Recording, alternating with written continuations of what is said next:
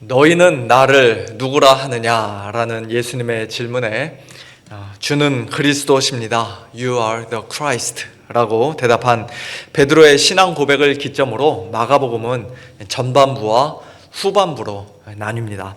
작년 8월 중순부터 마가복음 강해를 시작해서 지금까지 약 8개월 이상 우리가 마가복음의 전반부를 살펴보았는데요.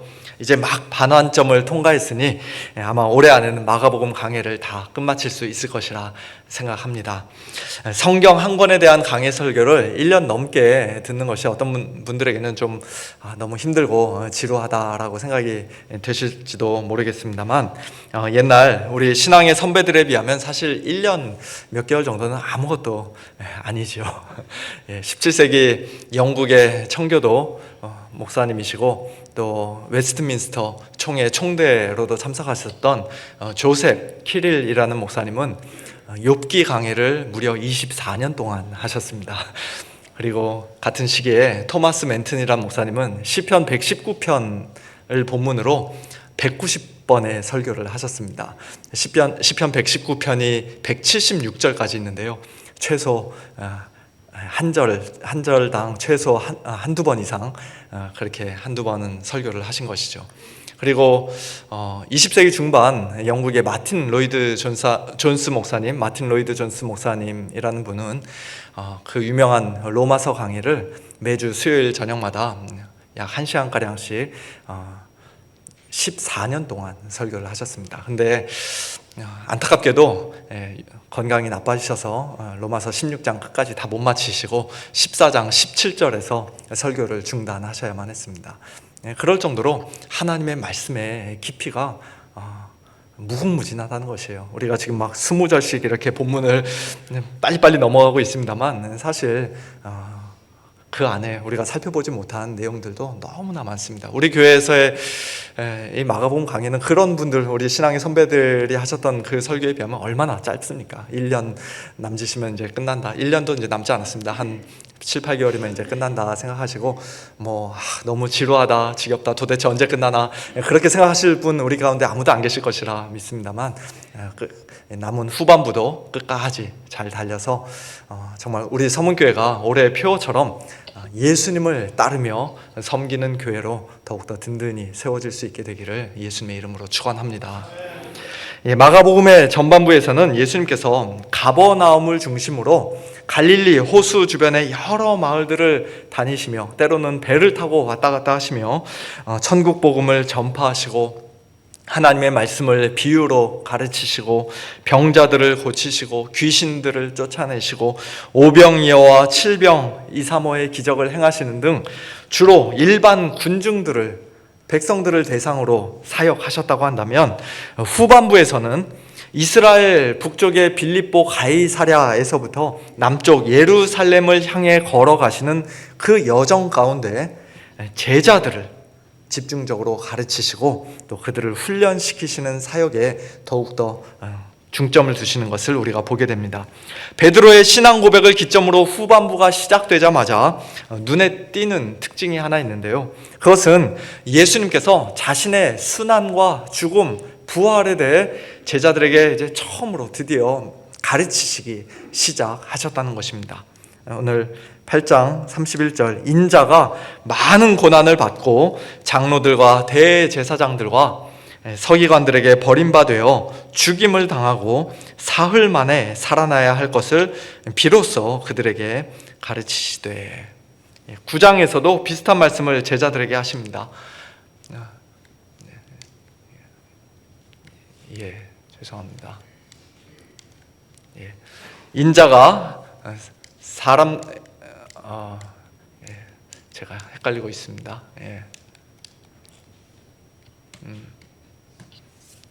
인자가 사람들의 손에 넘겨져 죽임을 당하고 죽은 지 3일 만에 살아나리라. 똑같은 말씀을 하셨죠. 10장에서도 보라, 우리가 예루살렘에 올라가노니 인자가 대제사장들과 서기관들에게 넘겨짐에 그들이 죽이기로 결의하고 이방인들에게 넘겨주겠고 그들은 능욕하며 침뱉으며 채찍질하고 죽일 것이나 그는 3일 만에 살아나리라. 그렇게 3번이나 반복해서 말씀하시지만 제자들은 예수님의 그 말씀을 전혀 깨닫지를 못합니다. 오늘 본문인 8장에서 베드로는 예수님 도대체 무슨 말씀 하시는 거냐고 정신 차리시라고 예수님을 붙들고 항변했고요. 9장에서 제자들은 예수님의 그 말씀을 깨닫지 못하고 묻기도 두려워했습니다. 그리고 10장에서는 예수님의 말씀이 끝나자마자 야고보와 요한이 자기들을 각각 예수님의 우의정, 좌의정으로 삼아달라고 요청했습니다. 예수님은 곧 죽으실 것이라고 거듭거듭 말씀하셨는데 제자들의 귀에는 그 말씀이 전혀 들리지를 않았던 것이에요. 예수님의 말씀을 조금도 이해하지 못했던 것입니다. 그런 제자들을 바라보시며 예수님께서 얼마나 답답하고 또 안타까워하셨을까요? 하지만 예수님은 그런 제자들을 끝까지 오래 참아주시면서 그때마다 아주 본격적인 제자 훈련을 그들에게 시키셨습니다. 오늘 본문 8장 34절 누구든지 나를 따라오려거든 자기를 부인하고 자기 십자가를 지고 나를 따를 것이니라. 9장 35절 누구든지 첫째가 되고자 하면 뭇사람의 끝이 되며 뭇사람을 섬기는 자가 되어야 하리라. 10장 44절에서도 너희 중에 누구든지 으뜸이 되고자 하는 자는 모든 사람의 종이 되어야 하리라. 그리고 나서 결론적으로 10장 45절 올해 우리 교회 주제 성구인 동시에 마가복음 전체의 핵심 구절이라고도 할 수 있는 그 말씀을 제자들에게 하셨습니다. 인자가 온 것은 섬김을 받으려 함이 아니라 도리어 섬기려 하고 자기 목숨을 많은 사람의 대속물로 주려 함이니라. 한마디로 예수님을 따르는 제자들은 예수님이 걸어가신 그 길을 똑같이 걸어가야 한다는 것입니다.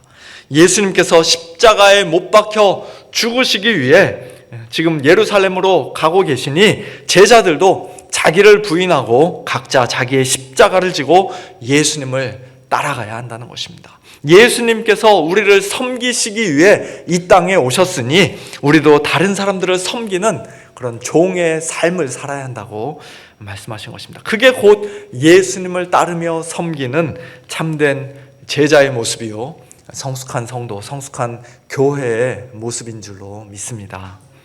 오늘은 그 3번에 걸친 제자 훈련 중 첫 번째 제자 훈련으로서 누구든지 나를 따라오려거든 자기를 부인하고 자기 십자가를 지고 나를 따를 것이니라는 예수님의 말씀을 중심으로 우리 성도님들과 함께 잠시 말씀의 은혜를 나누기를 원합니다. 먼저 누구든지 나를 따라오려거든 이라는 말씀을 통해서도 우리가 알 수 있듯이 예수님을 따르는 데 있어서 어떤 인간적인 조건이나 환경적인 제약 같은 것은 없습니다. 유대인이든 이방인이든 남자든 여자든 나이가 많든 적든 부자든 가난하든 머리가 좋든 나쁘든 뭐 좋은 집안에서 태어났든 그렇지 않든 누구든지 다 예수님을 따를 수 있고 예수님의 제자가 될 수 있습니다. 하지만 예수님을 따르기 원하는 자는 반드시 자기를 부인하고 자기 십자가를 지고 예수님을 따라야 합니다. 자기를 부인하는 것과 자기 십자가를 지는 것, 그 두 가지를 예수님께서 요구하신 것입니다. 자기를 부인한다는 것이 무슨 뜻인지는 오늘 본문에서 베드로가 범했던 실수를 보면 우리가 잘 알 수 있는데요. 예수님께서 제자들에게 이제 처음으로 자신의 순환과 죽음, 부활에 대해 말씀하시자 베드로가 예수님을 붙들고 항변했지요. 그리고 그런 베드로를 예수님은 단호하게 꾸짖고 책망하셨습니다. 사탄아, 내 뒤로 물러가라. 네가 하나님의 일을 생각하지 아니하고 도리어 사람의 일을 생각하는도다. 무엇이 문제였습니까? 베드로는 예수님을 그리스도라고 아주 잘 고백했지만 그러나 여전히 자기의 인간적인 생각에 꽁꽁 갇혀 있었습니다. 하나님의 일을 생각하지 않고 그저 사람의 일만 생각했습니다. 그리스도가 고난을 받고 죽으셔야 한다는 것을 당시 베드로 입장에서는 감히 상상조차 할 수 없었기에 그는 오직 영광의 그리스도만 생각했습니다. 기대했습니다. 그리고 그런 영광의 그리스도를 따라가야 이제 곧 이 땅에 세워질 메시아 왕국에서 자기도 한 자리를 크게 얻을 수 있을 것이라고, 자기도 뭐 영의정 좌의정 달라고 말은 안 했지만 비슷한 자리에 올라갈 수 있을 것이라고 그렇게 철석같이 믿었습니다. 자기를 부인하라는 예수님의 말씀은 그런 모든 인간적인 생각과 잘못된 기대를 다 내다 버리라는 것이에요. 내 생각, 내 방식대로 주님을 따르려는 마음, 내가 원하고 기대하는 모습의 그리스도만 따르려는 태도, 나의 개인적인 이익과 세속적인 성공을 위해 예수님을 이용해 먹으려고 하는 그런 잘못된 동기, 그런 것들을 다 내다 버리라는 것입니다. 인생의 주인이 나 자신이 아니라 주 예수 그리스도시라는 사실을 겸손히 인정하라는 것입니다.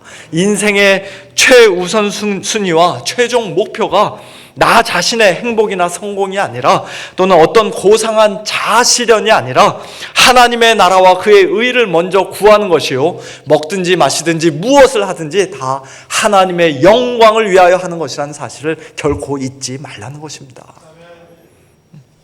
그렇게 자기를 부인하는 사람이 곧 예수님을 참으로 그리스도라 고백하는 진실한 그리스도인이요, 예수님을 바르게 따르는 진정한 제자라는 것입니다. 한 걸음 더 나아가 예수님은 그와 같은 자기 부인의 삶이 이 땅에서 그저 편안하고 안락한 삶이 아니라 자기 십자가를 지고 예수님을 따라가는 삶이라고 말씀하십니다. 그 당시 십자가는 우리가 잘 알고 있듯이 오늘날의 목걸이나 귀걸이와 같이 아름다운 장신구가 아니었죠. 로마 제국하에서 행해진 가장 잔인하고 끔찍한 사형 도구였습니다. 십자가 처형이 얼마나 잔혹하고 끔찍하고 고통스럽고 수치스러웠던지 웬만한 사람들에게는 그렇게 죽이지 않고 주로 노예나 반역자나 살인자 등에게만, 그것도 로마 시민이 아닌 사람들에게만 그 처형 방식을 행했습니다. 그랬을 정도입니다. 예수님이 태어나시기 전 약 70년 전에, 예수님 태어나시기 약 70년 전에 스파르타쿠스라는 검투사 출신의 노예가 큰 반란을 일으켰을 때 그것을 진압했던, 그 반란을 진압했던 로마 장군 크라수스라는 사람은 약 6천 명을 로마로 가는 큰 길가 좌우에 줄지어서 십자가 처형을 했습니다.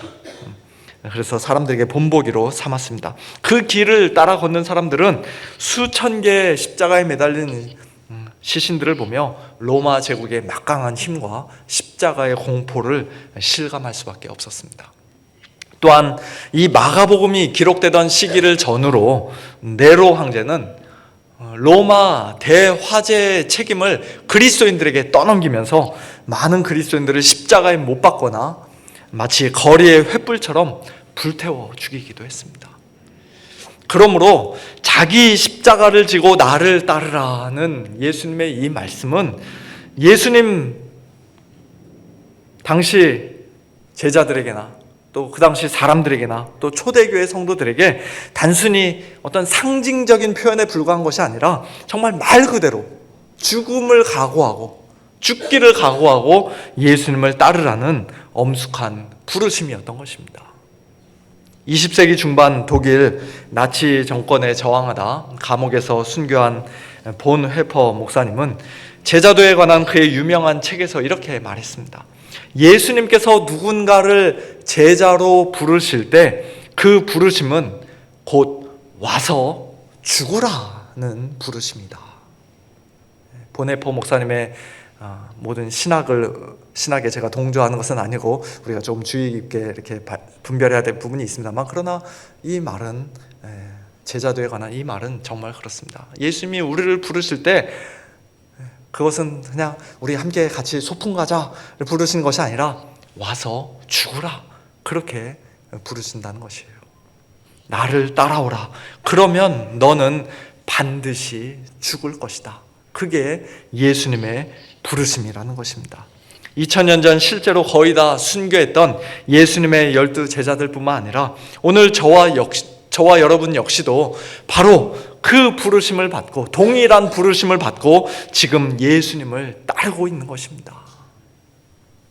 이것은 오늘날 소위 번영신학이나 기복신앙에서 말하는 것과는 얼마나 다릅니까?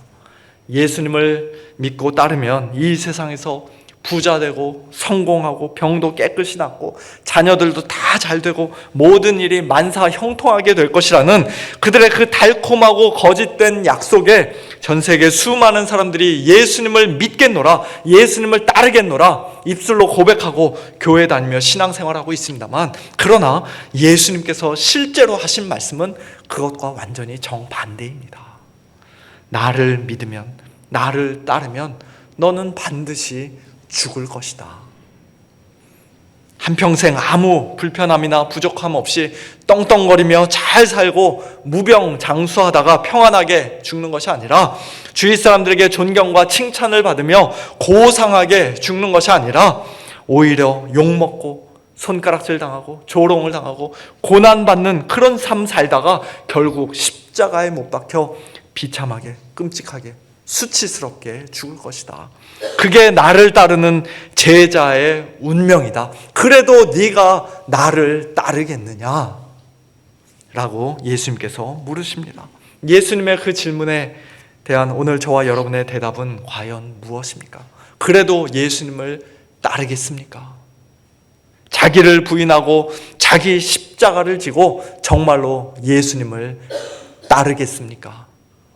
아멘, 아멘, 아멘이죠. 다시 한번 묻겠습니다. 정말 예수님 따르겠습니까? 나는 그런 예수님인 줄 몰랐습니다. 나는 그게 예수님 믿는 삶인 줄 몰랐습니다. 혹시 속으셨다고 생각한다면 그런 분 안 계시겠죠. 아멘이라고 대답하실 수 있는 분들은 참으로 복된 자들인 줄로 믿으시기 바랍니다. 이어지는 35절부터 38절까지의 말씀을 보면 우리말 성경에는 번역되어 있지 않지만 원문에는 각 절마다 왜냐하면 이라는 말이 반복적으로 나옵니다. 우리가 왜 자기를 부인하고 자기 십자가를 지고 예수님을 따라가야 하는가? 그 길이 왜 복된 길이며 그러한 삶이 왜 복된 가장 가치 있는 삶인가? 그것에 대해서 예수님께서 친히 설명해 주시고 말씀해 주시는 것입니다. 35절, 왜냐하면 누구든지 자기 목숨을 구원하고자 하면 잃을 것이요 누구든지 나와 복음을 위하여 자기 목숨을 잃으면 구원할 것이기 때문이다.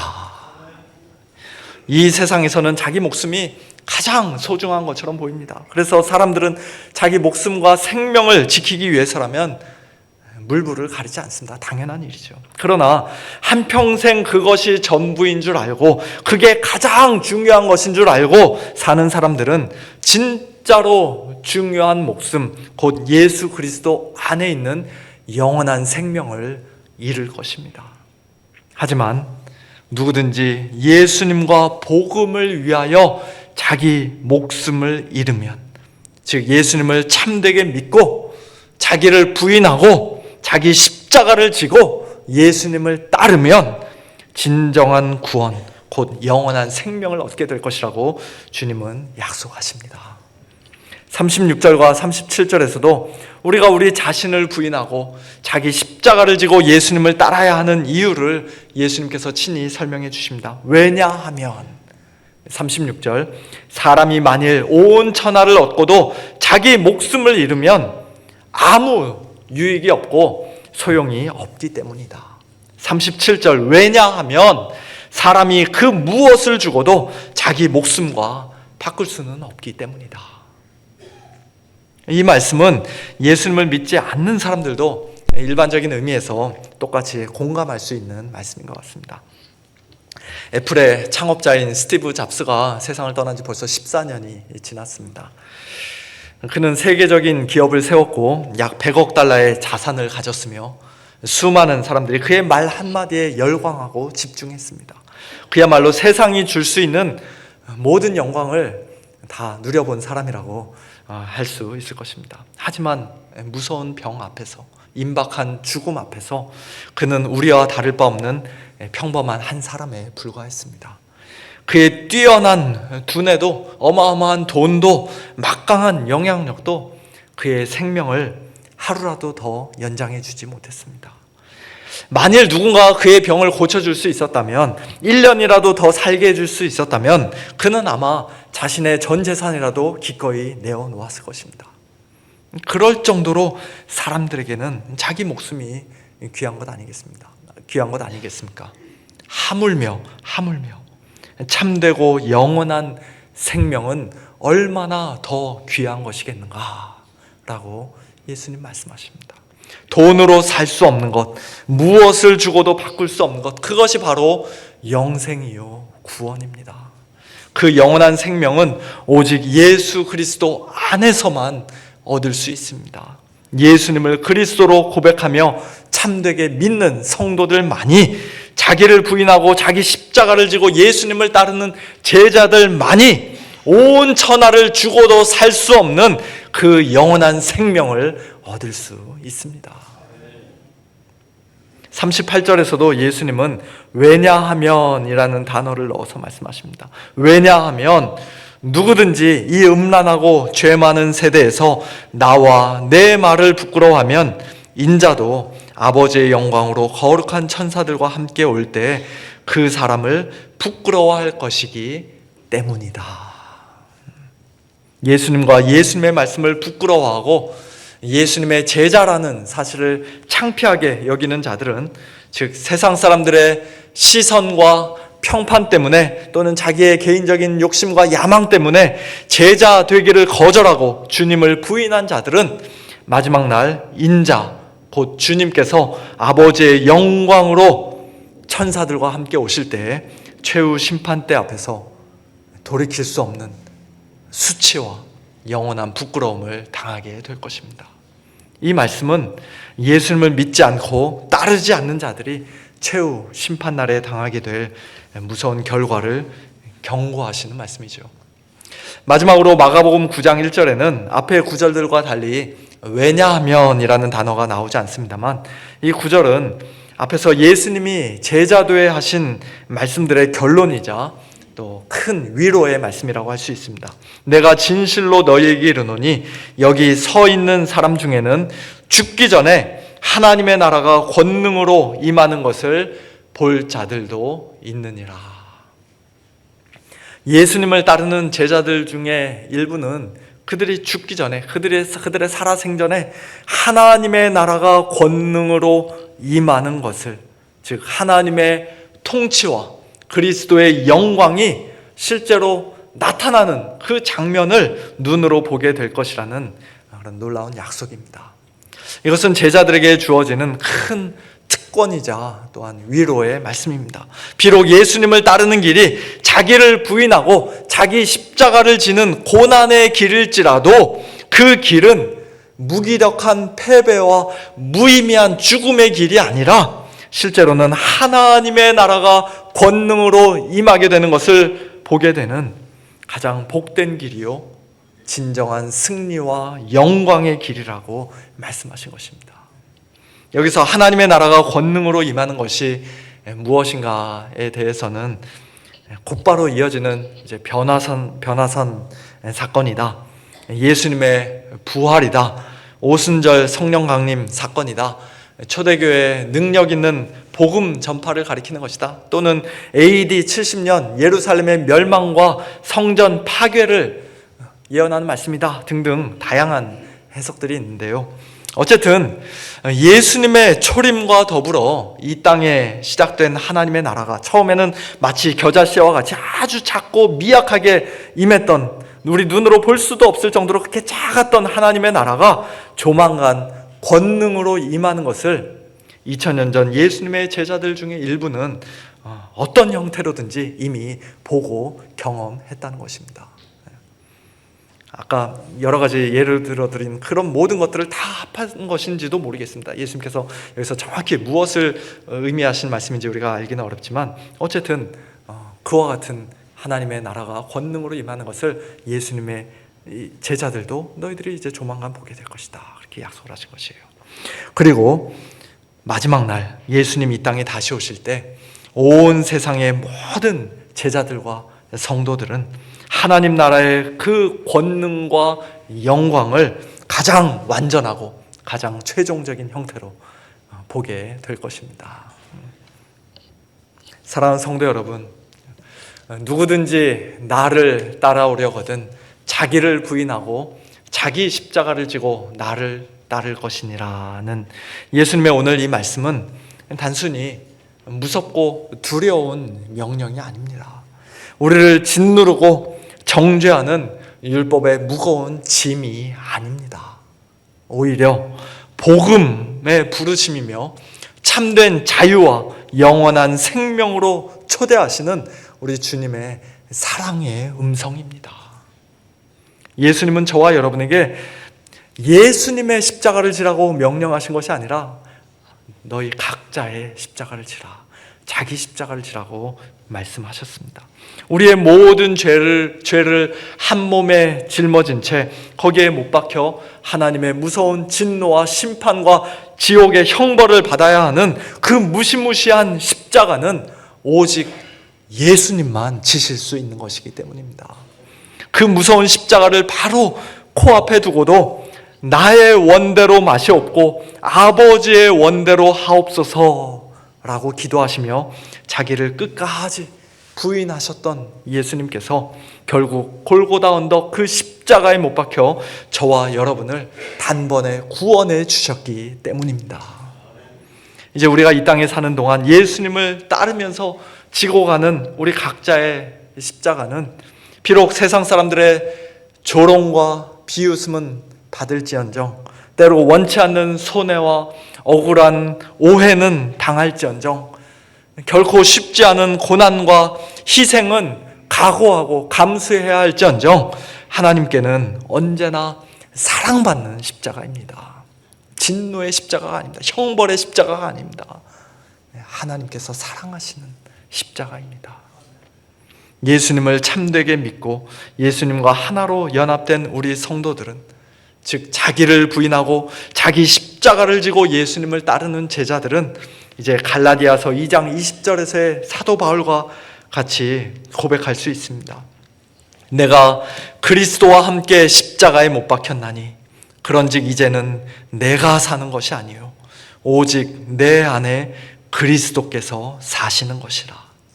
이제 내가 육체 가운데 사는 것은 자기를 부인하고 자기 십자가를 지고 이 땅에서 몸을 입고 사는 것은 나를 사랑하사 나를 위하여 자기 자신을 버리신 하나님의 아들을 믿는 믿음 안에서 사는 것이라. 아멘. 예전에는 나의 삐뚤어지고 죄악된 자아가 마치 난폭한 노예 상인처럼 나를 여기저기 끌고 다녔었는데, 입만 열면 그저 늘 나밖에는 모르는, 자기 자신밖에 모르는 그런 지독한 이기주의와 왜곡된 자기 사랑으로 꽉 차있던 사람이었는데, 그런 저와 여러분이 그리스도 예수 안에서 이제 완전히 새로운 피조물이 되었습니다. 우리의 옛사람을 예수님께서 벗겨버리시고 새 사람을 우리에게 입혀주셨습니다. 예수님께서 저와 여러분의 주인이 되어주셨고 우리의 인생을 날마다 가장 좋은 길로, 선한 길로 인도해 주시며 또 친히 책임져 주십니다. 한마디로 자기를 부인하고 자기 십자가를 지고 예수님을 따라가는 삶이야말로 가장 복되고 행복한 삶이며 또한 진정한 자유와 해방을 만끽하게 되는 그런 삶이라는 것이라는 말씀입니다. 우리가 매주일 오후에 하이델베르크 요리문답을 공부할 때마다 제1문, 첫 번째 질문을 항상 묻고 답하면서 시작을 하는데요. 이렇게 질문합니다. 살아서나 죽어서나 당신의 유일한 위로는 무엇입니까? 그렇게 질문하면 공부하시는 분들이 다 같이 한 목소리로 대답을 하는데요. 우리 한번 성도님들 우리 답을 한번 같이 읽어볼까요? 시작. 살아서나 죽어서나 나는 나의 것이 아니요 몸도 영혼도 나의 신실한 구주 예수 그리스도의 것입니다. 아멘. 저게 다가 아니라 이제 그 뒤로 예수님께서 우리를 위해서 무슨 일을 하셨는지, 지금도 어떤 일들을 하고 계시는지, 예수님께서 우리에게 얼마나 신실한 구주가 되어 주시는지 또 설명하는 아주 은혜로운 대답이 있습니다만, 시간 관계상 여기까지만 읽겠습니다. 그렇습니다. 우리 성도들의 유일한 위로, 진정한 위로는 역설적이게도 내가 이제 더 이상 나의 것이 아니라는 바로 그 사실에 있습니다. 몸도 영혼도 우리의 생명과 우리의 모든 것이 다 우리가 이 땅에 사는 동안뿐만 아니라 죽는 그 순간에도, 심지어 죽어서도 오직 예수님의 것이라는 바로 그것이 우리 성도들의 유일한 위로입니다. 우리의 신실한 구주이신 예수 그리스도께서 우리를 구원해 주시기 위해 이미 모든 것을 다 이루셨기에, 십자가에 못 박혀 죽으시고 사흘 만에 부활하셨기에, 또한 성령으로 지금도 우리와 늘 함께 하시고 우리를 날마다 도와주시기에, 우리는 이제 자기를 부인하고 자기 십자가를 지고 기쁨으로, 감사함으로, 자원하는 마음으로 주님을 따르는 복된 제자들이 되었습니다. 주님, 저는 제 것이 아닙니다. 저는 주님의 것입니다. 저의 목숨, 저의 생명, 저의 앞으로의 모든 계획, 저에게 맡겨주신 사명, 저의 사랑하는 가정과 자녀들, 우리 서문교회, 그리고 저의 모든 고난과 연약함까지도 다 주님 손에 맡겨드립니다. 저의 십자가를 기꺼이 지고 날마다 기쁨으로 주님 따르겠습니다. 이와 같은 고백이 오늘 이 시간 저와 여러분, 우리 모두의 고백이 될 수 있기를, 진실한 고백이 될 수 있기를 예수님의 이름으로 축원합니다.